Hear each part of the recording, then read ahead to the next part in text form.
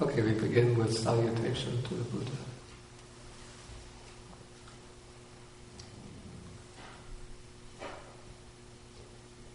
Namo tassa bhagavato arahato samma sambuddhassa.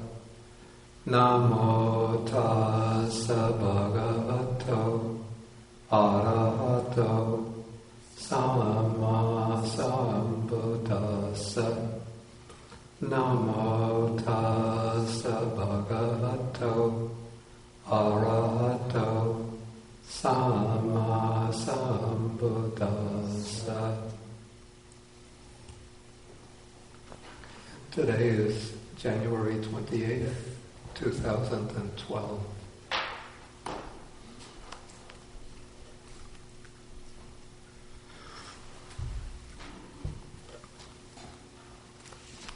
I have to begin with an announcement for those people who are listening in or watching long distance over the internet. You know that you're entitled to ask questions, but I have to ask those who ask questions to keep the questions short and relevant to the topic of the lecture. There are people who are in the class who write down the questions, and when some of you give very long, complicated questions, they have to devote a lot of thought to writing out the question, and so they can't follow the track of the discussion. And also, as I said, keep the question relevant to the subject. Please don't ask me to compare some Buddhist idea with cognitive psychology, neuroscience, astrophysics. These are subjects that I don't know.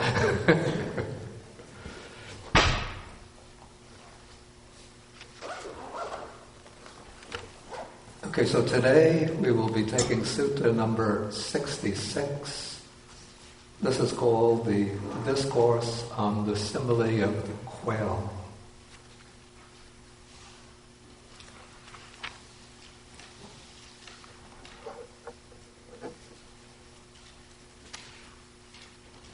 Okay, and the sutta will take the form of a conversation between the Buddha and a monk by the name of Udai.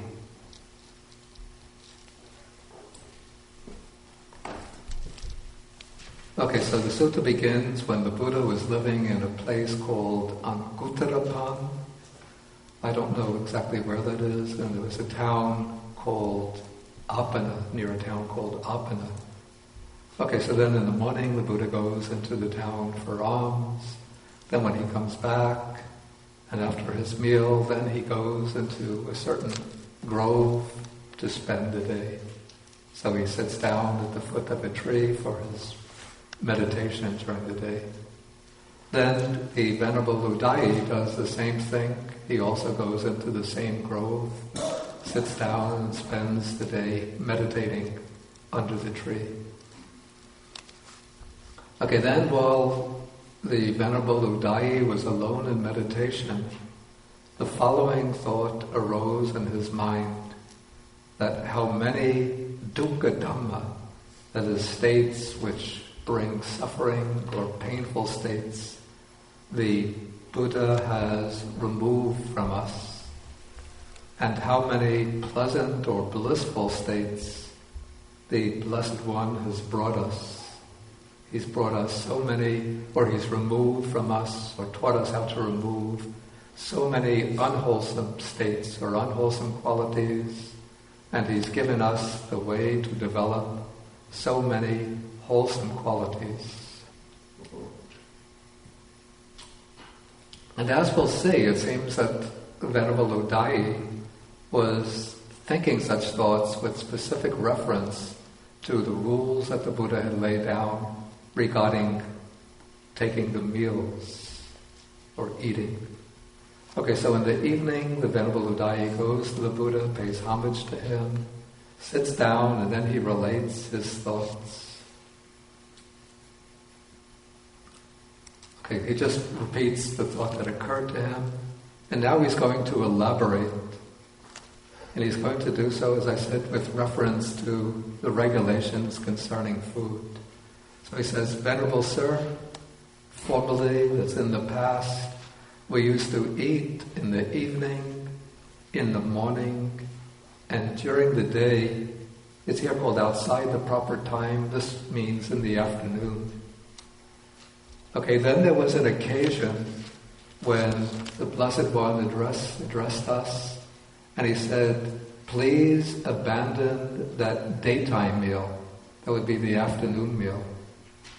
And so Udayi says that I was upset by this, and I was saddened, thinking that the lay people who prepare our food for us, they give us the best food in the afternoon, probably lunchtime, maybe 1 o'clock or so.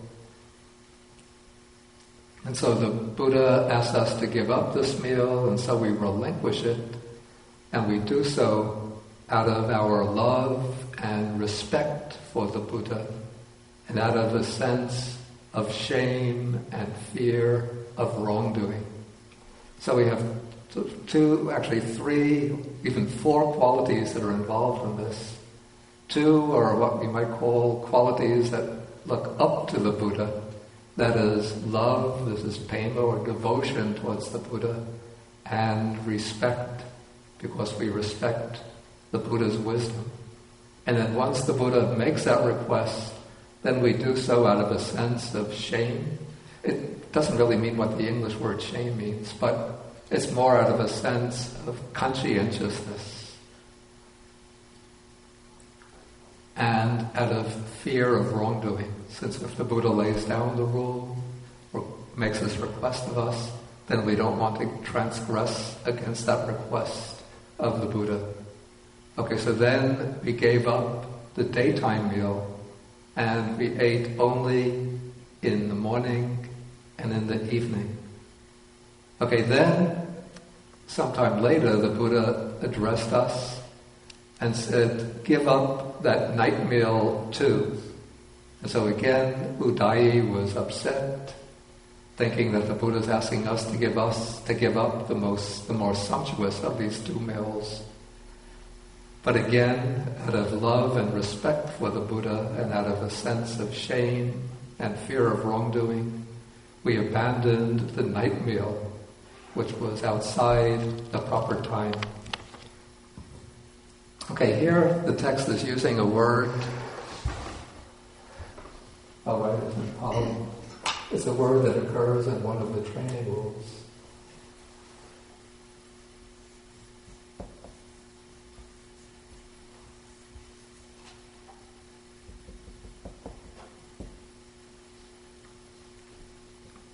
Vikala. The word kala means time, and vi here has a sense of separation. So what is outside the time or beyond the time? And so according to the rule that was eventually laid down in the Patimokkha, or the Code of Monastic Rules, it's improper for the monk to take food, what's called vikala bhojana, which means food outside the proper time.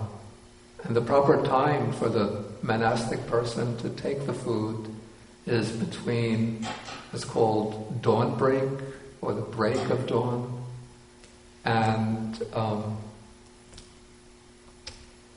midday, the middle of the day.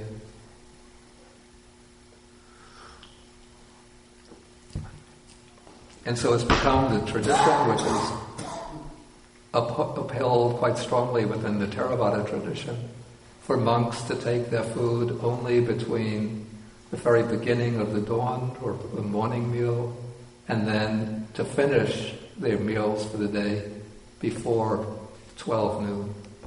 But during daylight savings time, it can go up to 1 p.m. because the actual midday is then at 1 p.m.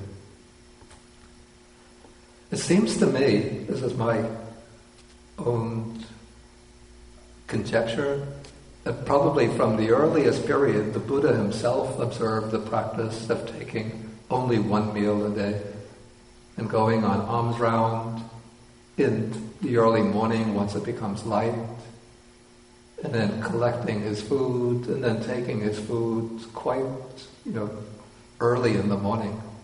And I would assume that this was the general practice amongst the monks who were following the Buddha's example. And this is a practice that's still observed, this practice of taking just one meal a day among some of the stricter monasteries I know especially in Thailand, perhaps in Burma, in Sri Lanka, there are some monks who observe the one meal practice. And so they would go on alms round, usually starting maybe about 7:30 in the morning, 7:30. And since if they're living in a forest monastery, it might be some distance from the village or town, so it might be a half an hour, 45-minute walk. Then the alms round would be could take about a half an hour, 20 minutes to half an hour. Then they have to walk back half an hour, 45 minutes. So by the time they get back, if they start out at 7:30, it could be about 9 or 9:30 that they get back. And then they will set up the table and everything, and then take the meal. And so they're finished with the food by 10 a.m. In most monasteries, it's now become traditional to have 2 meals in the day. Take the morning meal, usually about 7 a.m., and then to have the main meal of the day, usually 11:15, 11:30, so that it's finished by 12 noon. Okay, so I think this was the practice that the Buddha himself set up as a model that was observed by many of the monks. But there was not a rule laid down in the early period that one has to eat within those hours. So it seemed that there were monks who would also go on alms round for for lunch, and then another time going an alms round in the evening for dinner. And so I suppose that the Buddha, when he realized that this was taking place, he then laid down these rules successively. You see, not all at once. Perhaps he felt that it would have been too drastic for the monks who were taking 3 meals a day to suddenly cut down to 1 meal in the morning. So first he abolished the afternoon meal.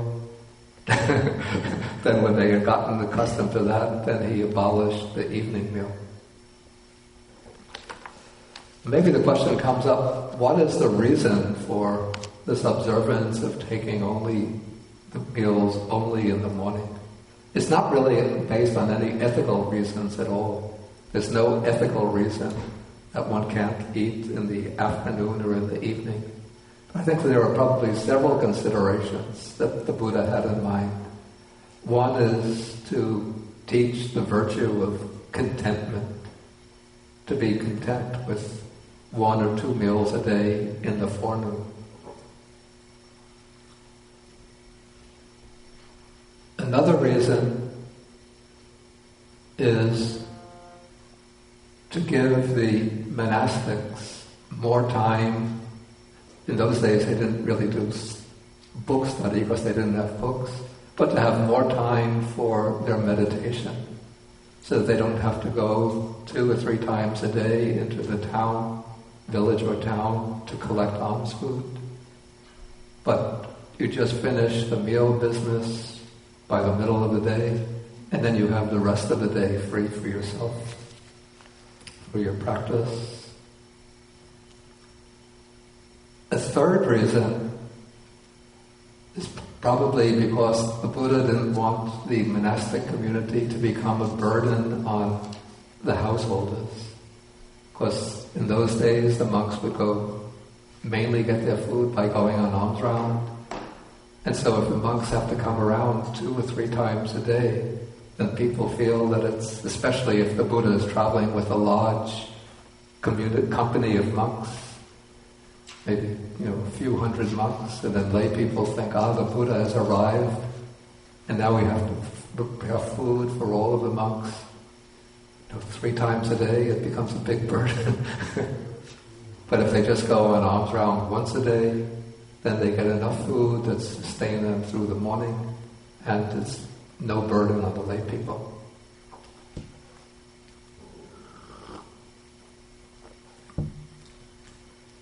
And then I think there's another reason, which is suggested by the coupling in the Sutta of Udai's exclamation that the Buddha has helped us to remove painful or unwholesome states and has provided us with blissful and wholesome states. And that is that the act of eating is bound up a lot with craving, the craving for enjoyable tastes. And of course, craving is a subjective matter. It's the attitude towards the food that one takes. But still, if one is constantly eating several times a day, then there's more opportunity for the craving for taste to arise. And this would be probably the case, especially with younger monks this is naturally what happens, is that when one gives up sexual enjoyment, then the mind has to find some kind of enjoyment in something. And so what often becomes then the focus of attention is the food, the taste of the food. And that can set off a lot of craving and fantasies and hopes and expectations.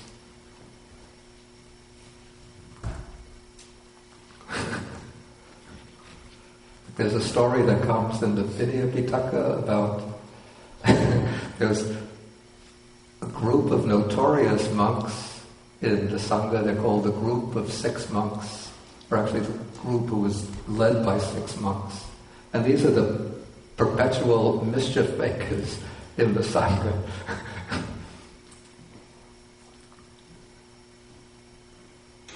Okay, and so there's a certain monk who has the responsibility for assigning meals when householders come and want to offer a meal to the Sangha.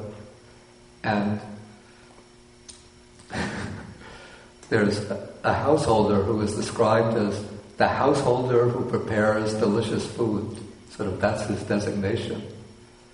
And he comes to the monastery and he says that he wants to offer a meal. He tells this to the monk, the assigner of meals. And the assigner of meals knows that it's the group of 6 monks, that they are next in the lineup to get the meal. So he tells the householder, okay, for your meal offering, you'll get the group of 6 monks. And when the group of 6 monks hear about this, they're so happy. They start chatting with each other. Tomorrow we're going to be getting a meal from the householder who prepares delicious food. But when the householder who prepares delicious food knows that he's going to get these mischief maker monks, he serves them with just plain, ordinary food. So they become very angry and upset.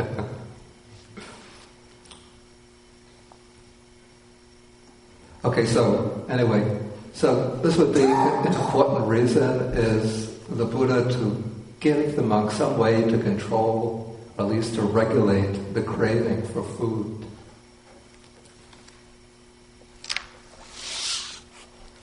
Okay, now in the continuation of this passage, Udai explains some of the other reasons some of the other benefits of avoiding especially the evening meal. He says that once it happened that the monks were wandering for alms or it's happened in the past that when the monks were wandering for alms in the thick darkness of the night, they've walked into a cesspool, fallen into a sewer or a garbage pit, walked into a thorn brush, walked into a sleeping cow, they met with hoodlums, and they were sexually enticed by women. And then he relates something from his own experience, that one time he was wandering for alms at night, and there was a woman who apparently she was standing outside washing a pot, And he must have been standing in front of the woman's door with the alms bowl. She was washing the pot. And then suddenly there was a flash of lightning. And she saw him standing there and she screamed out in terror, "A devil has come for me." Of course, he's standing there with a shaved head, with these ochre-colored robes, and just in the flash of lightning. People are very superstitious. Simple people in South Asia. And so then he explains that I'm no devil, but I'm a monk waiting for alms.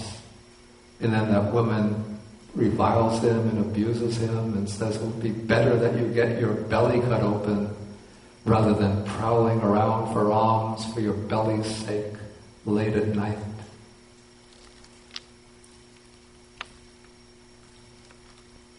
Okay, so then Udayi repeats this statement. Okay, now the Buddha is going to generalize from Udayi's statement and to show the importance of following the training with respect to the Buddha's advice about abandoning this. And we'll see that this is going to become, in a way, the theme of the sutta, the idea of abandoning or relinquishing or letting go. The key word here is pahana.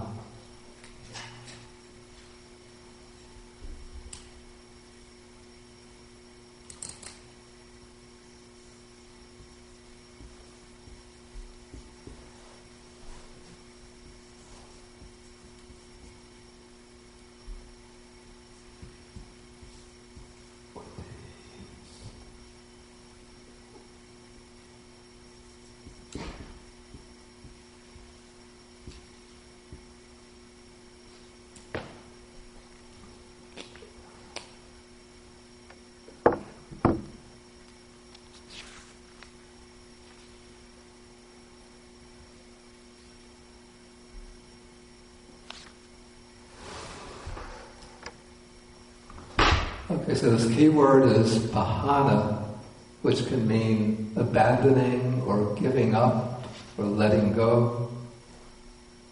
And it's closely related, or often it comes paired with another word, patinisaga, which means relinquishing, relinquishment. And so the Buddha's teaching, you could say, at least in large part, is concerned with abandoning or relinquishing those things which are tied up with suffering or which are causes of suffering. And so here the Buddha says there are certain misguided men or foolish men who, when I say abandon this, they think this is just a mere trifle, just a little thing. And then they say that the recluse, that's the Buddha, is too much exacting or being too scrupulous. And so they don't abandon what the Buddha asked them to abandon. And then they show discourtesy or disrespect to me and towards the monks who are desirous of training. And so for them, that thing to which they refuse to give up, even though it seems to be something small and trifling, but it comes for them a strong, stout, tough tether and a thick yoke. And now the Buddha illustrates this with the simile, which this is the simile that gives the title to the sutta. This is like a quail who has been caught in a rotting creeper. And the quail is afraid of injury, captivity, or death. Now the creeper is rotting, so it seems to be very weak. And so somebody might say that that creeper is feeble, weak, rotting, just a coreless tether. But in the case of that quail, because the quail is just a small bird, fairly weak, so even though the creeper is thin, weak and feeble, but for that quail, it's like a strong, tough tether. And so that illustrates how when the Buddha asks the monks, give up this, when they don't give that up, then that becomes like a tough, strong tether for them.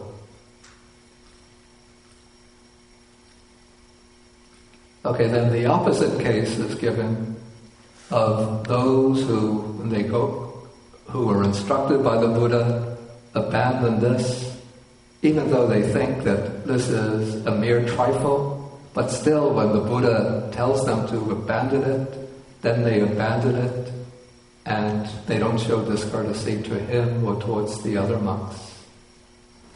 And so that thing then becomes a feeble, weak, rotting, coreless tether. And this is illustrated by the simile of a tusker elephant, very strong and powerful, and it's tethered down, bound down by tough leather thongs.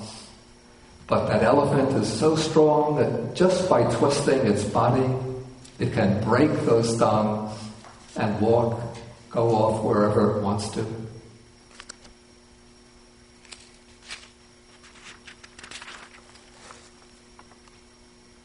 Okay, so this illustrates those clansmen who, or those monks who, when they're told, abandon this, then they abandon it, and so then they can live at ease, unruffled, with mind as free as that of a wild deer.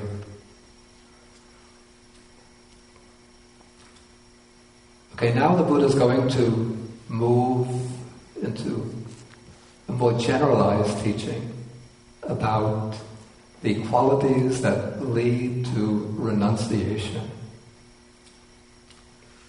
We're going to see here a contrast between two types of people. Okay, on the one hand, we have first a poor, destitute man. He's living just in a little hovel, open to the crows.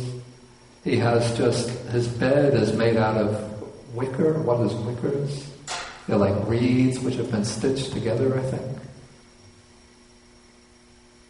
And for his food, he just has some grain and pumpkin seeds in a pot. And he has a rather, I'm sorry to say this, but the text says, one hag of a wife. Okay, so so then he sees, one day when he's walking by the monastery, he sees a monk sitting in the shade of a tree. He's finished his delicious meal and he's sitting in meditation, devoting himself to the higher mind. That means he's practicing samadhi or sitting in samadhi.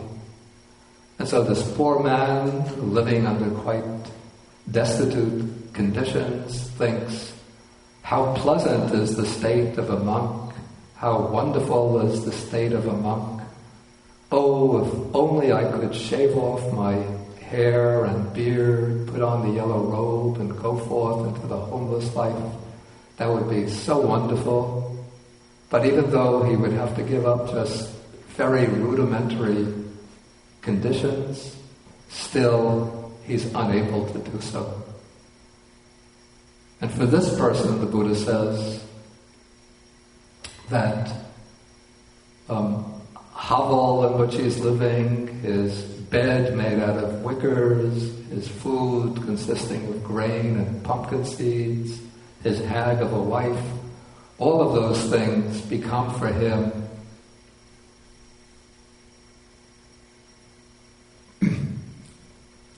a strong, stout, tough, unrotting tether and a thick yoke.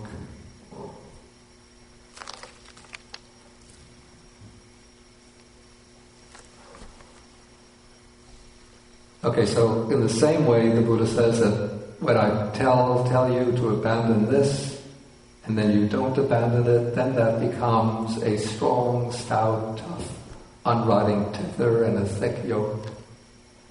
Okay, now comes the opposite case. Here we have a rich householder with great wealth and property, gold, granaries, fields, land, a number of wives. We have to remember in the Buddha's time, monogamy was not something which was universally observed. And he has a vast number of men and women slaves. Also in the Buddha's time, slavery was quite common. So this man might see the monk sitting under the tree, devoting himself to the higher mind. He thinks, how pleasant is the state of a monk, how wonderful. Then he thinks, let me shave off my hair and beard, put on a yellow robe and go forth from the home life into homelessness. And then he's able to do so. He's not bound down by his wealth, his property, his wives, his land, the number of slaves and servants that he has. So the quality or the capacity for renunciation, it's an inward and subjective quality. It's not determined by one's objective possessions.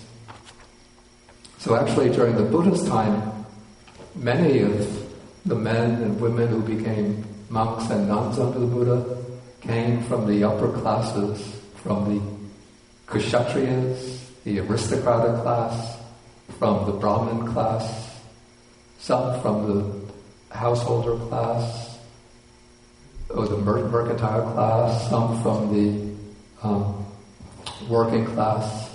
The Sangha was open to people from all four social classes, but even those who were kshatriyas, princes, were able to go forth and become monks and nuns. Even those who were Brahmins, well-established Brahmins, could go forth. So it depends on the inner determination and not the outer conditions.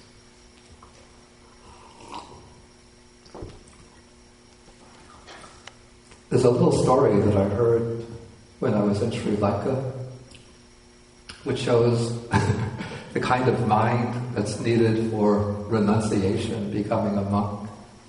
There were two young boys, I'll give them Sri Lankan names, who called one Ravi, the other Sunil. Okay, when they're little boys, they're walking by, taking a walk, they walk by a Buddhist monastery. Ravi says to Sunil, when I grow up, I'm going to become a monk. Sunil says, may your wish be fulfilled. Okay, a few years later, they're in high school. They're taking a walk. They walk by the Buddhist monastery. Ravi says to Sunil, when I finish high school, I'm going to become a monk. Sunil says, may your wish be fulfilled. Okay, now they're in college. They're taking a walk together. Maybe they're back home on their summer vacation. They're taking a walk. They walk past the monastery. Ravi says to Sunil, when I finish college, I'm going to become a monk. Sunil says, may your wish be fulfilled.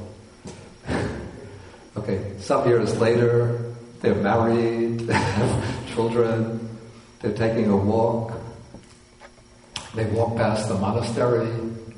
Ravi says to Sunil, when the kids are grown up and out of the house, I'm going to become a monk. Then Sunil turns to Ravi and says, if you want to become a monk, that's not the way to do it. And Ravi says, then how do you become a monk? Sunil says, you just stand here, wait here a moment. Sunil goes into the monastery. About 20 minutes later, he comes walking out. His head is shaved. He's wearing ochre robe. And he comes to Ravi and says, if you want to become a monk, that's how you do it.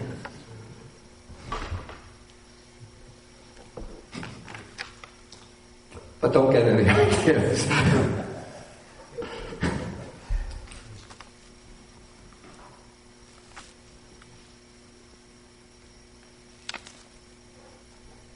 Okay, so this is the section on renunciation.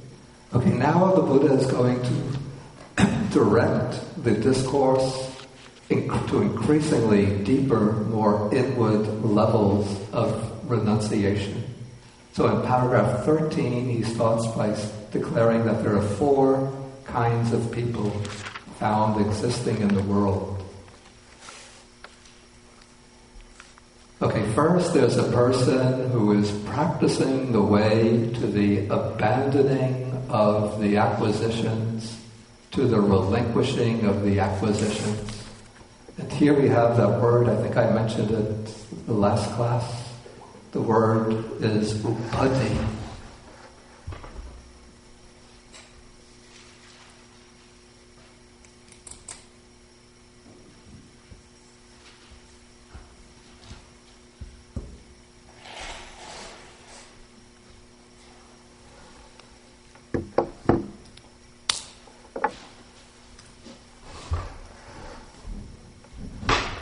Upati are things that one acquires and takes upon oneself.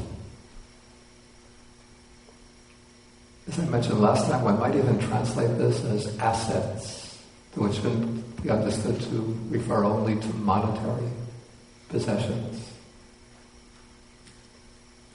But they're things that one takes and brings near to oneself and establishes as one's own possessions. And also the word upati, sometimes it's used in the sense of the subjective act of acquiring possessions. In that sense, we could call it appropriation. So upati is both property in the broadest sense and the act of making something one's property, appropriation. And the commentaries explain upati being 3 kinds of upati. One is material possessions, those things that bring one pleasure,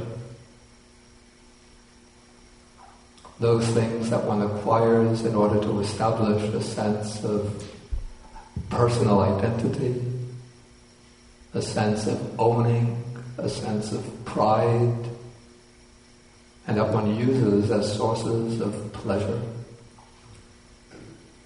That's the coarsest kind of upati. But then there is the inner upati, which are the 5 aggregates. So we take these 5 aggregates to be me, to be mine. So that's an act of appropriation. And then the 3rd kind of upati is the defilements, the mental act of appropriation, especially craving and clinging, by which that mental state or disposition by which we take possession of things and claim them to be mine.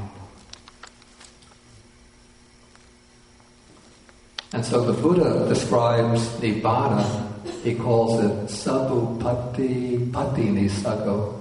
It's the giving up or relinquishing of all acquisitions.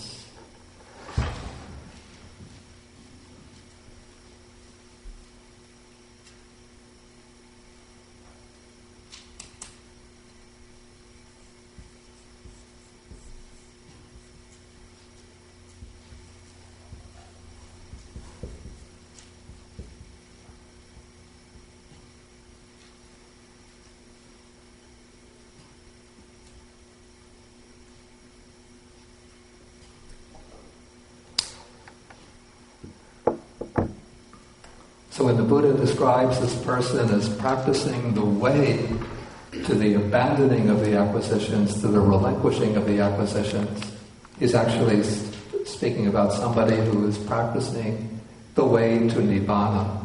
And that will come by relinquishing.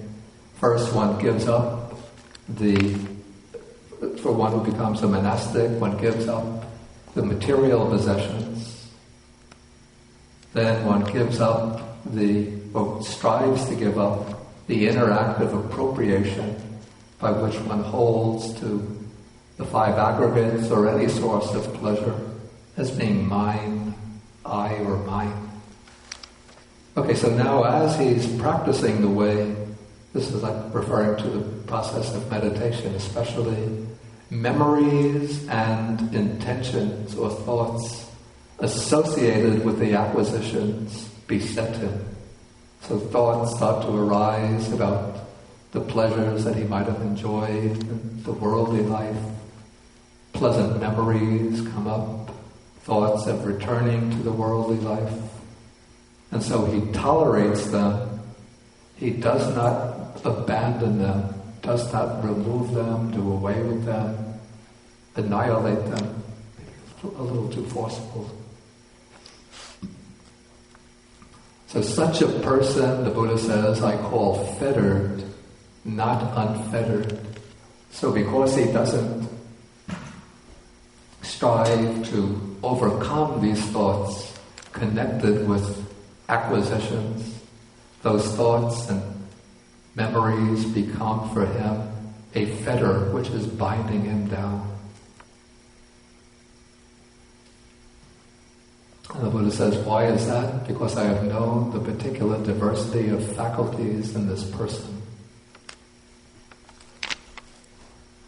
Okay, now the Buddha explains the second type of person.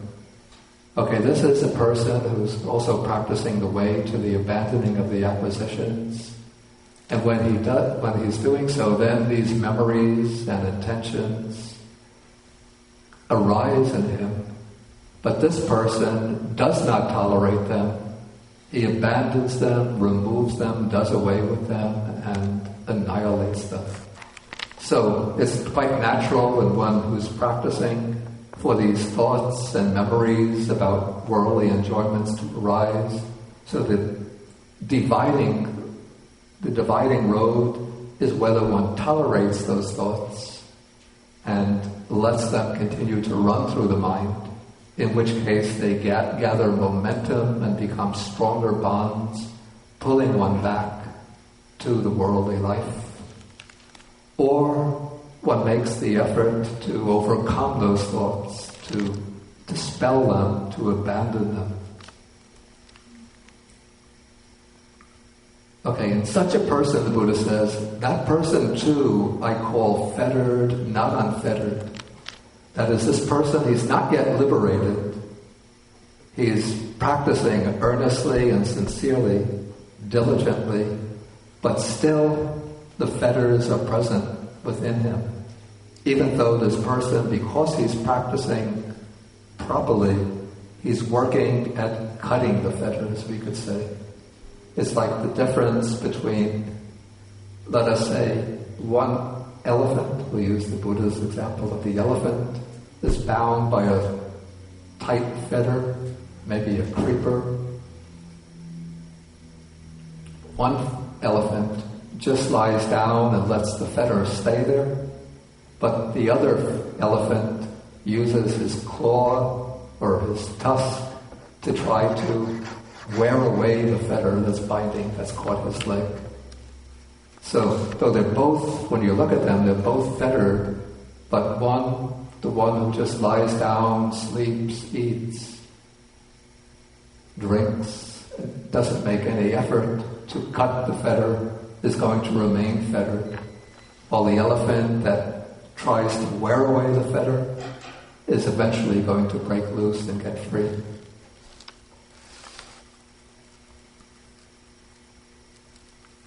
Okay, now the third person is one who is practicing the way to the abandoning of the acquisitions, and as he's practicing, memories and intentions associated with the acquisitions beset him now and then through lapses of mindfulness. That is, this seems to be a person who's generally able to keep his mind well under control, who has achieved a high degree of mastery over the mind. But occasionally, his mindfulness slips, and maybe through contact with sensory provocative objects, or just through the natural flow of thought, memories about past enjoyments in the household life, nostalgia, glorified images of the worldly life arise in this person. But this person, because he's established a base of training, he knows the right method to apply in order to remove those thoughts. So the text says that the memories and intentions associated with the acquisitions arise now and then through a lapse of mindfulness. And so his mindfulness might be slow in arising. That is, he might let those thoughts run through his mind a few turns. But then he catches those thoughts. After 2 or 3 turns of those thoughts, he catches them. He becomes aware that these are unwholesome thoughts. These thoughts cause agitation. These thoughts have to be removed. And then he quickly abandons them, removes them, eliminates them, does away with them. And then the Buddha illustrates this with the example of a man who takes 2 or 3 drops of water, or who takes some water and lets 2 or 3 drops fall onto a hot iron plate. The drops of water, they fall through the air as they're falling. They remain as drops of water. But as soon as they hit the hot iron plate, they sizzle and evaporate. The water is gone. And so the falling of the drops of water, that is like the thoughts arising in the mind because of a lapse of mindfulness. And when they hit the hot iron plate and evaporate, that's like the arising of mindfulness and the quick dispelling of those thoughts. So those thoughts don't persist.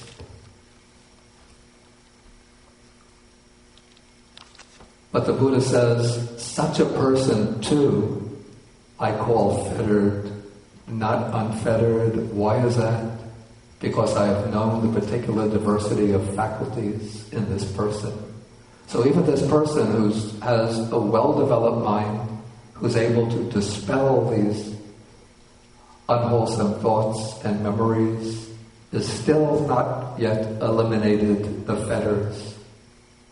He still has the fetters, even though he's quite highly advanced in the training. But now we come to the 4th person, and this would be the Arhat. So the Buddha says, here some person has understood that acquisition, this act of appropriation, of taking things and making them mine, is the root of suffering. And thus he divests himself of the acquisitions. He lets go of all of the acquisitions, and he is liberated in the destruction or extinction of the acquisitions. So this is the person who has overcome all craving and clinging. So he still has the 5 aggregates. He might still have some simple material possessions, but because he has eliminated all craving and clinging, it's said that he is free of acquisitions, liberated by the destruction of the acquisitions. And so the Buddha says, this person I call unfettered, or free from all fetters, not fettered. Why is that? Because I have known the particular diversity of faculties in this person. Okay, maybe at this point, before we go further, I'll ask whether there's any questions on anything covered so far.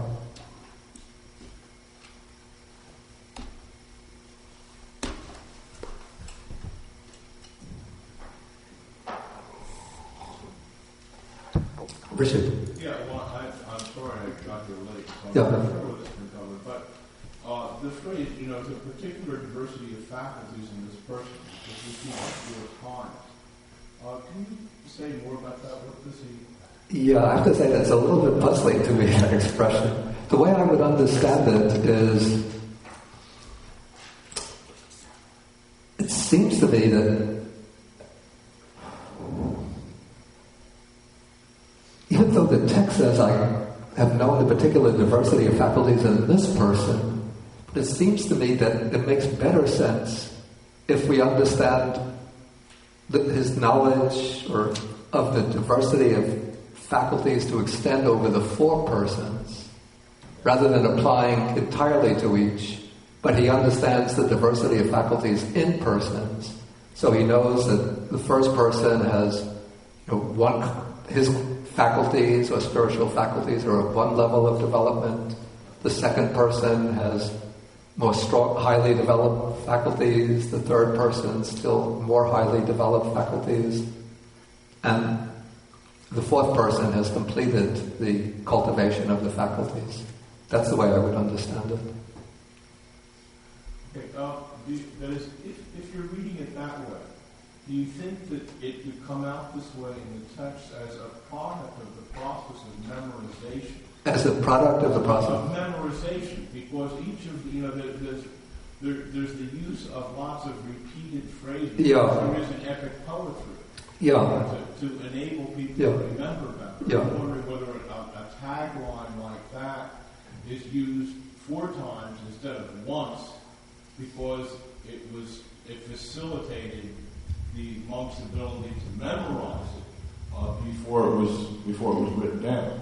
Yeah, that is quite possible. Thank you. Yeah, it could be that, to my recollection, the text does say, in this person, imasmin pugale, I think. But, it could be that the original idea was simply that I have known the particular diversity of faculties in persons. Perhaps that could have been the original sense. And then somehow, because the texts were edited as well, and so it could be that in the process of editing, that phrase got repeated in the case of each person. And it could be also that this is the original wording of the discourse, and I just don't understand it properly.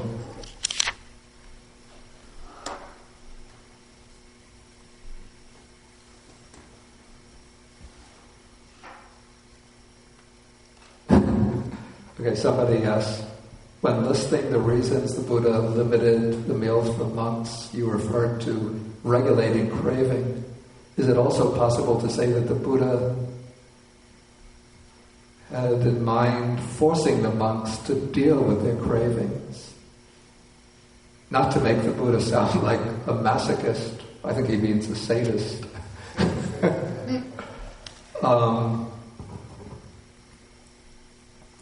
Well, naturally, when meals are limited, then you do have to face one's craving, because there'll come the recollection of, the delicious dinner that one had, now one has to give it up.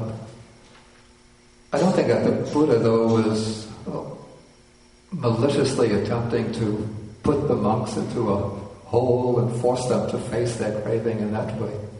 But his intention was to help the monks regulate, as I said, control or regulate the craving, and just as part of a natural part of the process of dealing with one's craving, the craving will arise, and then one has to face it and try to overcome it.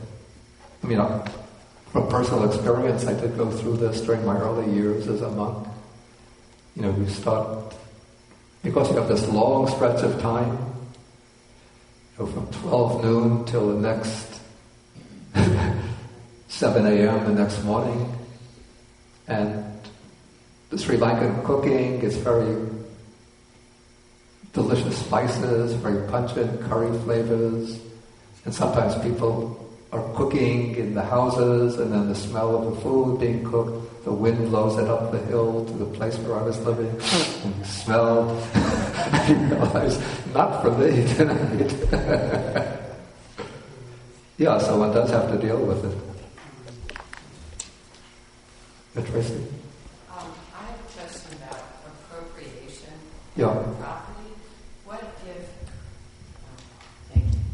I find myself thinking that story you wrote about your friend who was an artist. Say if it wasn't an exterior piece of property with a talent.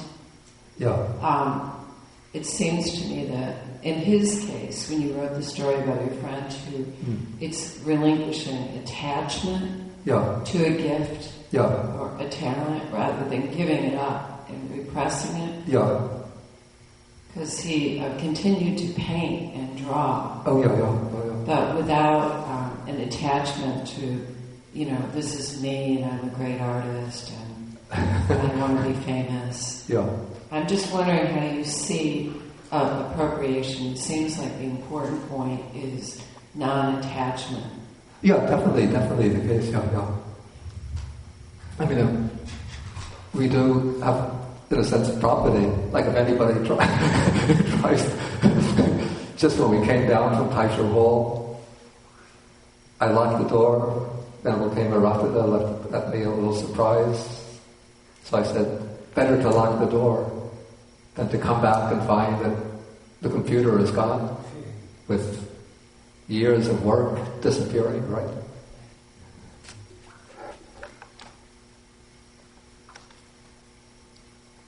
Okay, any further questions? Okay, then let us move on.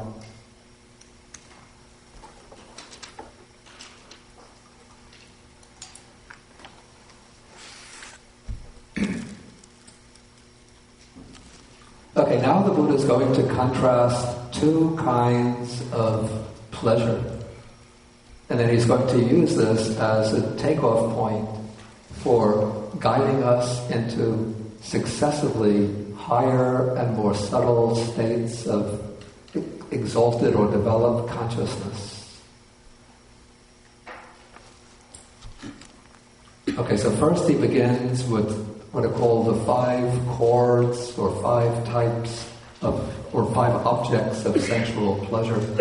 These are delightful and agreeable forms, sounds, odors, flavors, and tactile objects.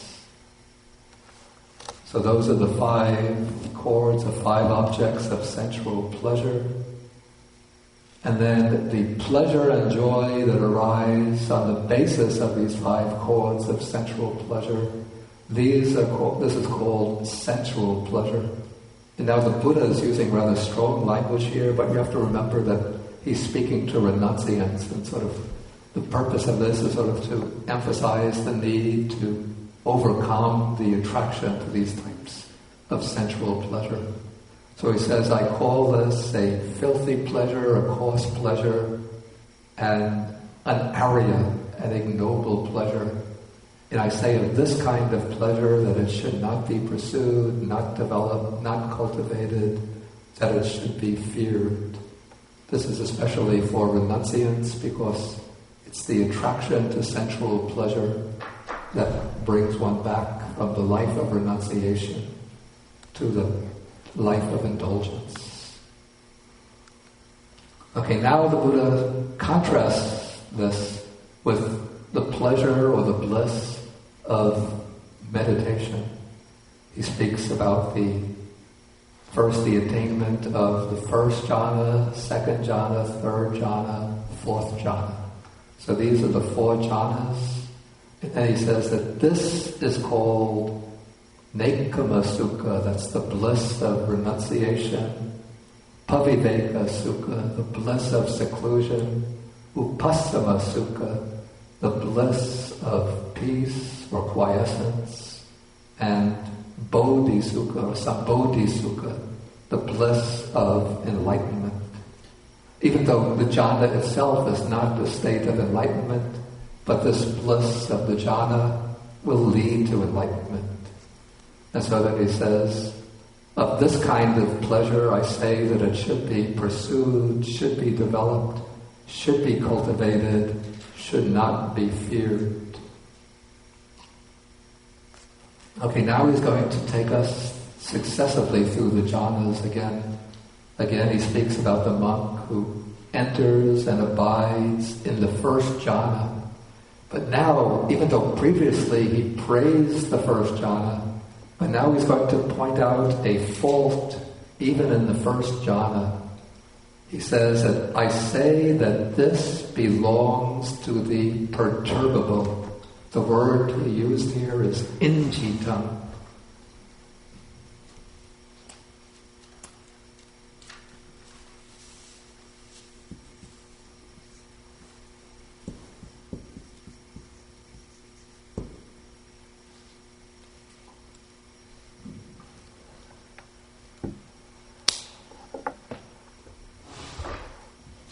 It's something that there's, even in the first jhana, there's some element of, you could say, disturbance or perturbation, though it's very subtle.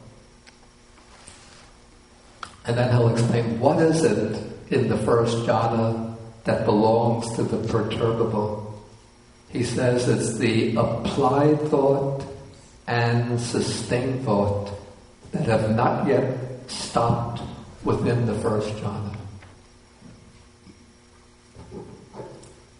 So the first two factors of the first jhana, the factors that are actually used to attain the first jhana, are the application of the mind to the object, that is applied thought, and then the observation of the object, the examination of the object, that is called sustained thought.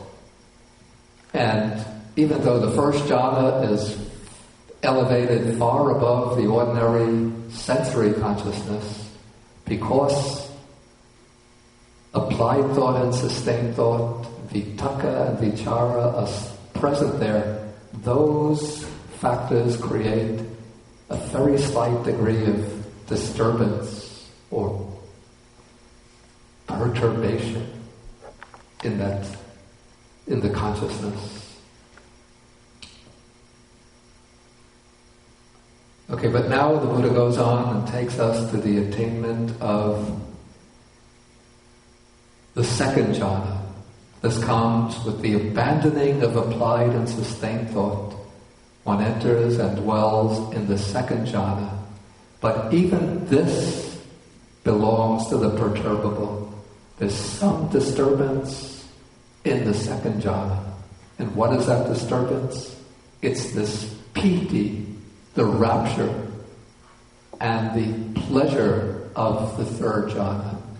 Of course, that rapture, it's a kind of exhilaration of the mind, exaltation of the mind. So the mind is uplifted, joyful. But that joy, even though it's a very pure, non-sensual type of joy, very sublime type of joy, but it creates the basis for a subtle clinging and attachment. So that belongs to the perturbable. Okay, the next step, the monk or the practitioner strives to overcome the rapture. And when the rapture fades away, he enters and dwells in the third jhana. And this, the Buddha says, this also belongs to the perturbable. And what belongs to the perturbable there? He says I think this is not the correct translation. It says the pleasure of equanimity. But I think it might be more accurate to say that it's the pleasure and equanimity that has not ceased there. From the Pali, it's difficult to know exactly how to resolve that. Supeka sukha. But anyway, within the third jhana, there's still a pleasant feeling, a feeling of a blissful feeling. And that blissful feeling becomes a subtle object of attachment. And so that subtle bliss of the jhana involves some degree of disturbance. Very, very subtle, extremely refined, but it's still an element of disturbance. Okay, so the monk or practitioner goes further and abandons pleasure, the pleasure of the jhana. The pain and the other feelings have been abandoned earlier. And so he enters and dwells in the fourth jhana. And the fourth jhana has a feeling which is neither pleasant nor painful. It's called the feeling which is neither pleasant nor painful feeling. It has the perfection of mindfulness, and it's accompanied by pure equanimity. And so the Buddha says here, he says, this belongs to the imperturbable. This is called in Pali anenja.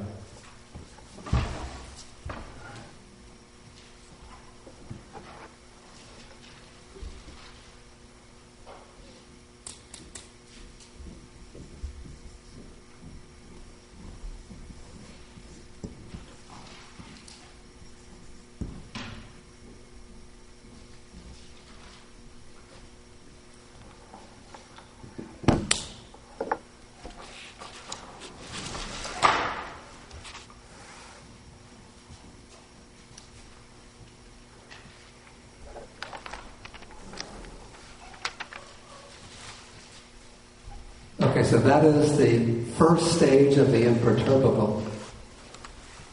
Okay, now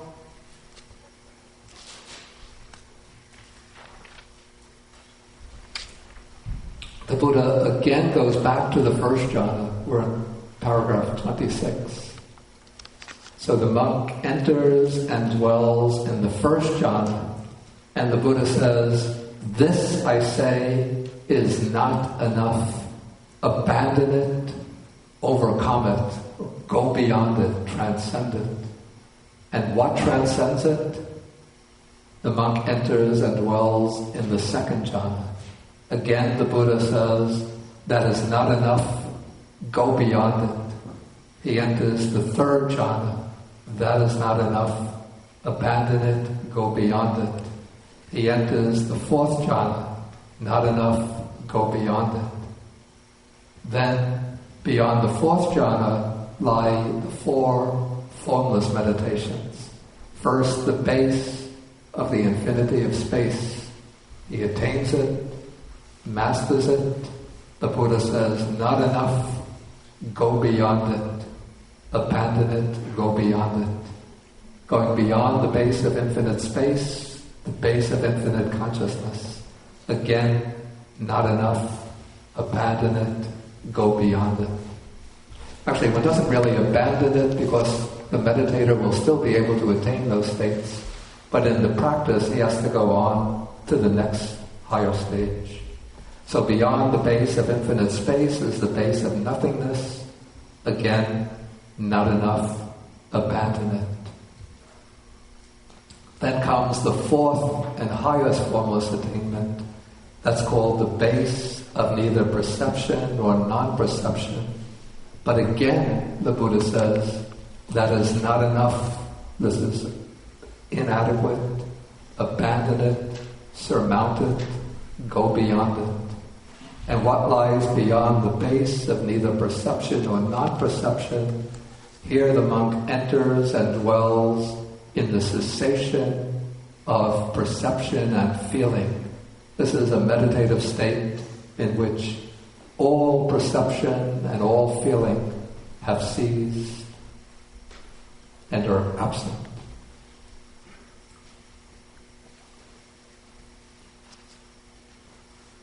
Okay, then the Buddha says, that surmounts it. Thus I speak of the abandoning even of the base of neither perception nor non-perception. And then the Buddha sort of sums up the whole point of the discourse by saying, do you see, Udayi, any fetter, small or great, of whose abandoning I do not speak? And then Udayi says, no, Venerable Sir. And that's the end of the discourse. I should just explain very briefly that, at least according to my understanding, to reach the final goal of liberation, it's not necessary to go through all of these stages, the jhanas and the formless attainments. Here it seems the Buddha is speaking with reference to the person who becomes what is called the 2 ways liberated arhat. But other texts that we'll come to in our next semester speak about 2 ways to achieve arhatship. One is the person who masters the 8 meditative attainments with the 9 attainments and then achieves arhatship through wisdom. So that is the 2 ways liberated one, because he's mastered all of the stages of meditation as well as liberated from samsara through wisdom. The other type of person is called the wisdom liberated arhat. This is one, he could achieve the 4 jhanas, but doesn't necessarily go through the formless attainments. So he achieves one or another of the 4 jhanas, and then through wisdom he becomes liberated without mastering the formless meditations.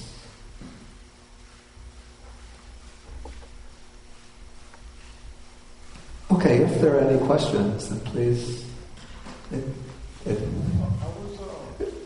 It's good if you take the mobile microphone. Hello?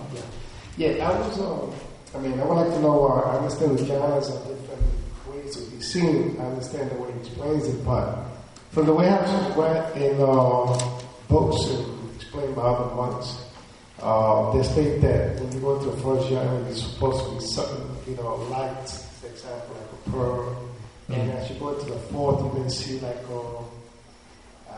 blue light, more or less. Would that be, right? Or is that something that some people will see and some not? Okay, this is the way the jhanas come to be explained in works like the Visuddhimagga and the commentaries. They speak about a nimitta. This is called a nimitta, sometimes translated as a sign or a mark, which is said to be the object of the mind as it's moving towards the jhana.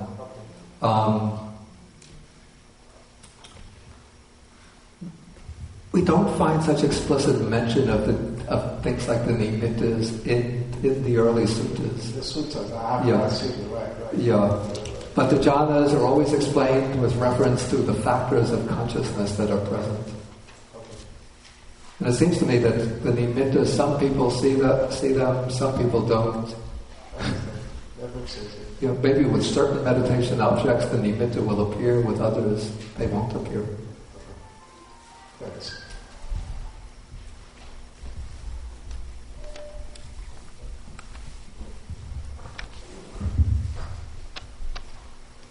Okay, somebody asked, can the 4 kinds of persons, that's the 4 that we saw on page 556, be interpreted by way of 4 levels of mindfulness? I think that's a good point. We could say that the 4 represent 4 different stages in the degree of development of mindfulness. But maybe not just mindfulness alone, but probably this is what the diversity of faculties is referring to. Because there are 5 faculties, the faculties of faith, effort, mindfulness, concentration, and wisdom. Presumably, the first 3, it seems, haven't yet reached the stage of developing samadhi, concentration, and wisdom, but we say that there are different stages in the development of faith, energy, and mindfulness.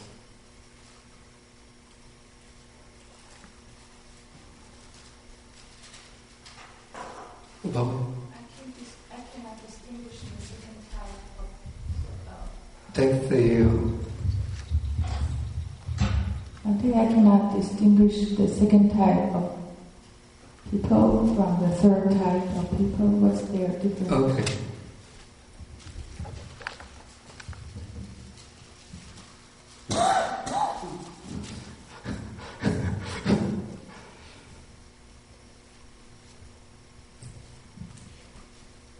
I have to say they're very, very close. I could only offer a conjecture. that the second type is one in whom these memories and intentions associated with the acquisitions arise fairly regularly.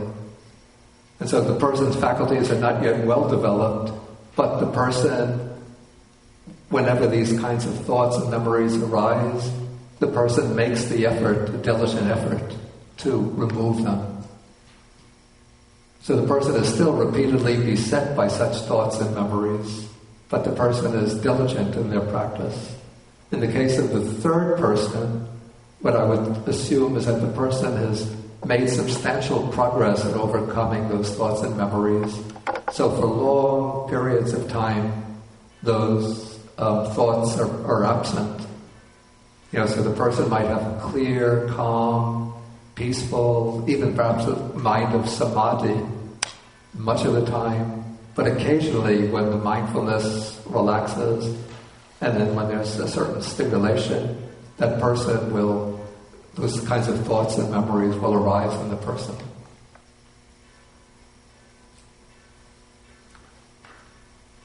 Maybe this is illustrated by a case.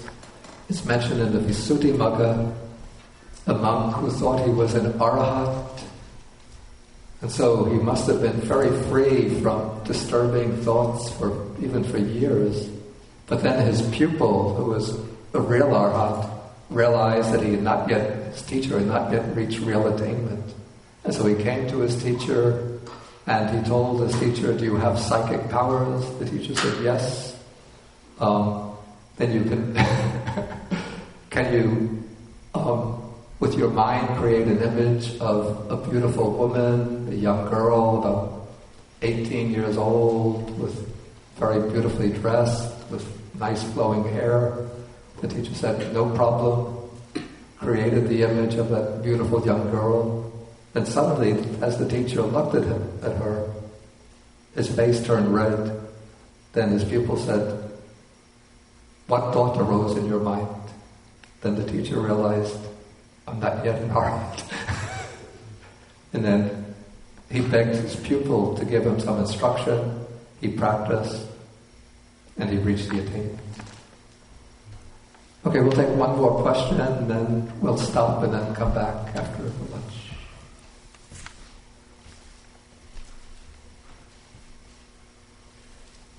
Somebody says, "What do you mean by 4 levels of mindfulness? I know only of the 4 foundations of mindfulness." Actually, it wasn't me who originally used the expression 4 levels of mindfulness. That was the other person who asked the question. But what I mean is 4 levels in the strength or persistence of mindfulness. 4 levels of strength and consistency of mindfulness. Okay, so we'll end with the sharing of the merits, and then we'll come back for a discussion about 12, a little after 12. Okay, so we share the merits with the devas, the fierce spirits, the dragon spirits, asking them to rejoice in the merits, to protect the Buddha's teaching, to protect the world, to protect ourselves and others. Akasata chabumata deva naga mahidika punyantam anumodiva chiram rakantu sasanam. Akasata chabumata deva naga mahidika punyantam anumodiva chiram rakantu desanam.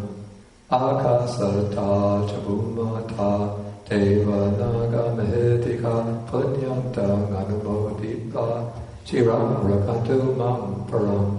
Eta vatacham hehi sampadam punya sampadam sabbe devanumodantu sabbe bhutanumodantu sabbe satanumodantu sabba sampati siddhya pavagopadaya vichihetato etantare satakaya upapanna rupya rupicha sanya sanino dukha pamuchantu pusantu nibuddhim.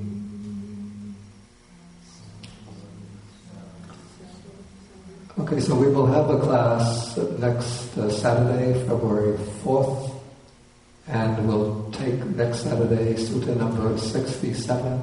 That's the Chatuma Sutta. Okay, thank you for your attention.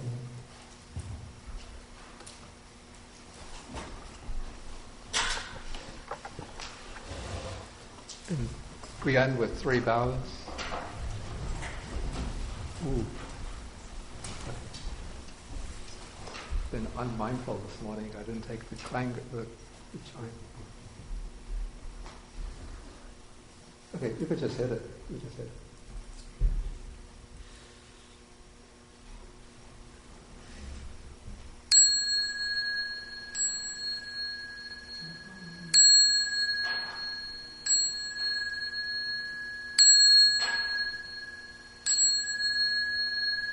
Bow to Bande.